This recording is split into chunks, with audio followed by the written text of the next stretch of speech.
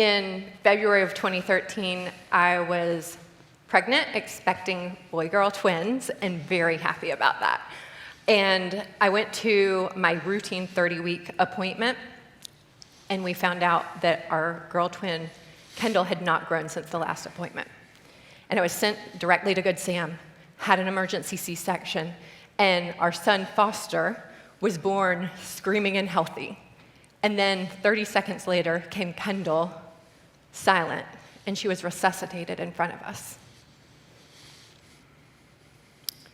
We found out that she had contracted a virus. I had gotten a virus while I was pregnant. And the doctors didn't really know what was to come. But in that first day, they prepped us for the potential that she wouldn't make it through that day and that this was going to be a long haul. They were 2 months early. And it was one of the more severe cases they had ever seen because they measured it in her blood, the virus count, and it was 4 million copies per unit of blood. And the highest that the researcher had seen was 1.5 million copies in a baby.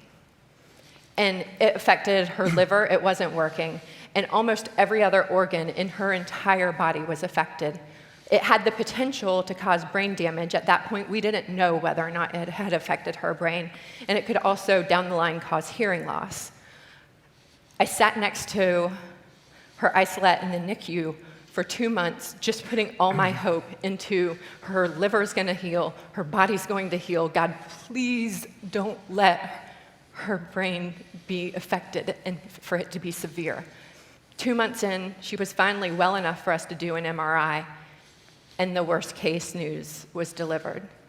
They said that Kendall would be physically and mentally handicapped.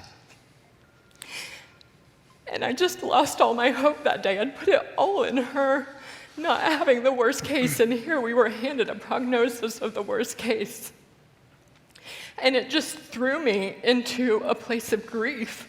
And Scott and I grieved that Kendall would have a normal childhood, that she would play with her brother and sister, that she would get married and go to college, and all of the things that we dream for our children as we have children. I was just lost. And so the next 2 years, we just trudged along. We were really sleep deprived because she did not sleep, and not hopeful, and just grieving and depressed every day. Yeah. So we started 2013, 2014 in a place where it should have been happiness, but it was full of doubt, uncertainty, and fear. And at the same time, my father was dying of brain cancer. So we started 2015 in a really low, depressed place, full of fear and uncertainty. And that uncertainty focused in on not just what was going to happen for the family, but specifically what was going to happen for Kendall.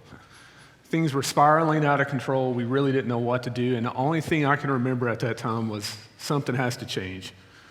And there was this event going on. I went to it called Man Camp, and on March 1st, I truly, truly received Christ for the first time. And it had, thank you. And it had a fundamental change. It completely changed the way I looked at things. And for the first time in my life, there was a thing called faith that entered into my life. I'm a scientist. It's not easy for me to believe in something that's not real. And hopefully everybody understands what I mean by that. About 6 weeks after Man Camp and me coming to Christ, we had our new faith tested. Kendall ended up in the hospital having a seizure. And I can remember sitting by her hospital beds because the doctors couldn't tell us what was happening and thinking, is this when it starts? Everything that's been spoken over her, is this when it starts? Luckily, a few people had started building into me. A person who's now a close friend named Josh said, have you considered having people pray for her? And that's an outlandish idea. I'm a scientist. I wasn't raised to believe that people can just lay hands or pray and people get healed. But regardless of how I felt at the time, we went ahead and went forward. 20 people gathered in our living room, and they prayed, and it got weird, and it was uncomfortable, and I wanted to throw everybody out of that house at one point. Ask me for the non-PC version later. But at the end of the day, they asked me, what are the 3 things? What's the vision you want for your daughter? And I said, we wanted healing the doctors couldn't explain. We wanted her to have a normal life, and we wanted her to stand on a stage like this at some point and tell her story in a way that glorified God. 2 weeks later, we had her at Children's for ear tubes to be installed, and they did an MRI as a part of it. We got the results back, and her brain damage is gone, to be blunt. And we went to her neurologist, and he didn't call it a miracle. He did say, you can look at the 13 images that they're there. This stuff's not there in 15. I don't know what happened. So by my first check, healing the doctors can't explain. I am very happy to say that my daughter and her twin brother just wrapped up kindergarten, and she's got a slight speech delay. That's it. That's it. But and I know this is a hard story to believe. That, like I said, I keep referring to this. I'm a scientist. It's hard to believe, but we've got a video that's going to help kind of illustrate this. Dr. Daniel Chu said Kendall not only had extensive damage to an area of the brain responsible for motor function, fine motor function, cognitive processing, problem solving, speech and language. That meant she would never likely walk or talk. But a few months later, Kendall's parents, Scott and Natalie, met a new group of friends with a very strong faith. Some people that we didn't know came to our house one Sunday afternoon and prayed for Kendall.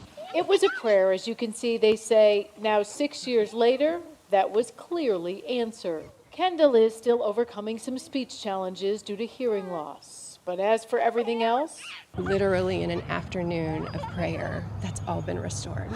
and not just on the playground, but inside her brain.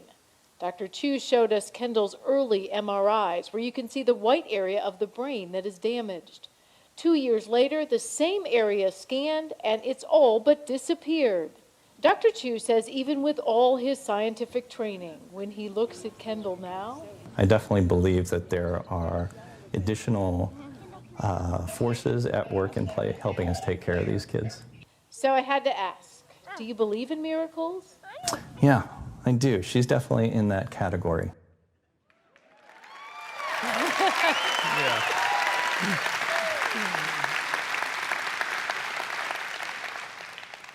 Kendall's healing is huge. To see your daughter's brain restored and all of the things in her life to come, I know, have been restored is huge. But that's not the only thing that was done that day. Scott and I feel like God gave us a gift of faith. Faith is hope in things unseen. And I told you that I had put all of my hope into whether or not Kendall's brain was normal. And God's teaching me that my hope is safe in Him, regardless of my circumstances in the world, that He's going to take care of me. And my prayer for every single one of you today is just by hearing our story and testimony that your faith grows as well. Yeah, I think Natalie said it better than I can right now. I don't understand why Kendall was healed and my father wasn't. I don't have those answers, but what I do know is that it's for His glory, that He loves us, and that all of us should be reaching out and asking for that healing. I mean, take the risk. So, thank you. Thank you.